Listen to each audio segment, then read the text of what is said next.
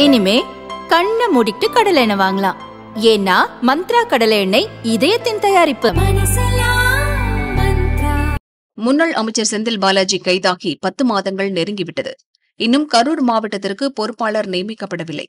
மாவட்டத்தில் சொல்லிக் கொள்ளும்படி எந்த செயல்பாடும் இல்லை.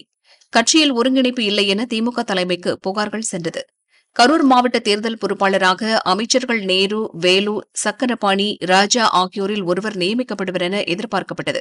ஆனால் அவர்கள் யாரும் நியமிக்கப்படவில்லை. சிறையில் இருந்தபடி இவற்றையெல்லாம் கவனிக்கும் செந்தில் பாலாஜி தனக்கு வேண்டியவரை பொறுப்பாளராக நியமிக்க காய் நகர்த்தினார். அதன்படி ராஜ்யசபா எம்பி அப்துல்லா கரூர் மாவட்ட பொறுப்பாளராக நியமிக்கப்பட்டுள்ளார். அப்துல்லா புதுக்கோட்டையைச் சேர்ந்தவர்.